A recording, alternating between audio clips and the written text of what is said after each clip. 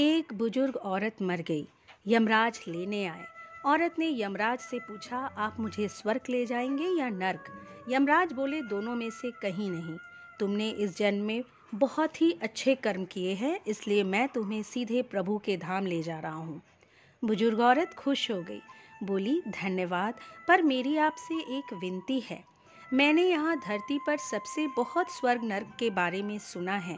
मैं एक बार इन दोनों जगहों को देखना चाहती हूँ। यमराज बोले, तुम्हारे कर्म अच्छे हैं, इसलिए मैं तुम्हारी ये इच्छा पूरी करता हूँ। चलो, हम स्वर्ग और नर्क के रास्ते होते हुए प्रभु के धाम चलेंगे। दोनों चल पड़े। सबसे पहले नर्क आया। नर्क में बुजुर्ग औरत ने जोर जोर से लोगों के रोने की आवाज़ सुनी। वहाँ नर्क में सभी लोग दुबले पतले और बीमार दिखाई दे रहे थे। औरत ने एक आदमी से पूछा, यहाँ आप सब लोगों की ऐसी हालत क्यों है? आदमी बोला, तो और कैसी हालत होगी? मरने के बाद जब से यहाँ आए हैं, हमने एक दिन भी खाना नहीं खाया। भूख से हमारी आत्माएं तड़प रही हैं। बुजुर्ग औरत की नज़र एक विशाल पतीले पर पड़ी, जो कि लोगों के कद से करीब 300 फुट ऊंचा होगा। उस पतीले के ऊपर एक विशाल चम्मच लटका हुआ था। उस पतीले में से बहुत ही शानदार खुशबू आ रही थी। बुजुर्ग औरत ने उस आदमी से पूछा, इस पतीले में क्या है? आदमी मायूस होकर बोला, ये पतीला बहुत ही स्वादिष्ट खीर से हर समय भरा रहता है। बुजुर्ग औरत ने हैरानी से पूछा, इसमें खीर है? तो आप लोग पेट भर के ये खीर खाते क्यों नहीं?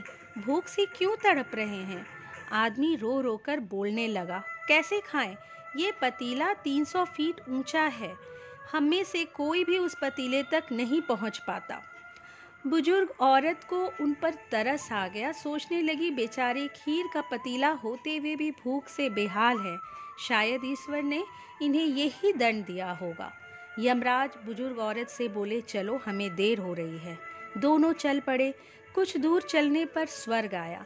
वहाँ पर बुजुर्ग औरत को सबकी हंसने खिलखिलाने की आवाज़ सुनाई दी। सब लोग बहुत खुश दिखाई दे रहे थे। उनको देख बुजुर्ग औरत बहुत खुश हो गई।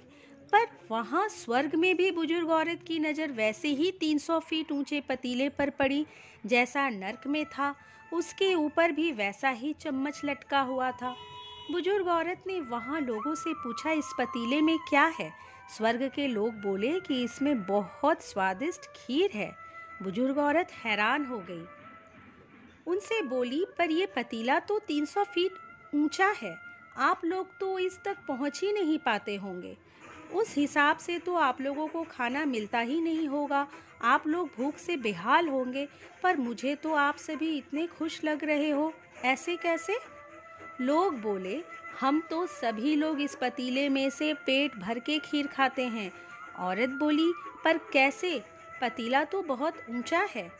लोग बोले, तो क्या हो गया? पतीला ऊंचा है तो यहाँ पर कितने सारे पेड़ हैं। ईश्वर ने ये पेड़ पौधे, नदी, झरने हम मनुष्यों के उपयोग के लिए ही तो बनाए हैं। हमने इन पेड़ों की लकड़ी ली, उसको काटा, फिर लकड़ियों के टुकड़ों को जोड़ के विशाल सीढ़ी का निर्माण किया। उस लकड़ी की सीढ़ी के सहारे हम पतीले तक पहुँचते हैं और सब मिलकर खीर का आनंद लेते हैं।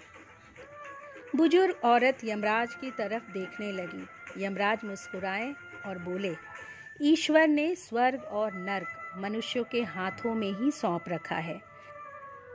चाहे तो अपने लिए नर्क बना ले, चाहे तो अपने लिए स्वर्ग। ईश्वर ने सबको एक समान हालातों में डाला है। उसके लिए उसके सभी बच्चे एक समान हैं। वो किसी से भेदभाव नहीं करता। वहाँ नर्क में भी पेड़ पौधे सब थे, पर वो लोग खुद ही आलसी हैं। उन्हें खीर हाथ में चाहिए। वो कोई कर्म नहीं करना चाहते, कोई मेहनत नहीं करना चाहते, इसलिए भूख से बेहाल है। क्योंकि यही तो ईश्वर की बनाई इस दुनिया का नियम है। जो कर्म करेगा, मेहनत करेगा, उसी को मीठा फल खाने को मिलेगा। दोस्तों, ये ही आज का सुविचार है। स्वर्ग और नर्क आपके हाथ में है। मेहनत करें, अच्छे कर्म करें और अपने जीवन को स्वर्ग बनाएं।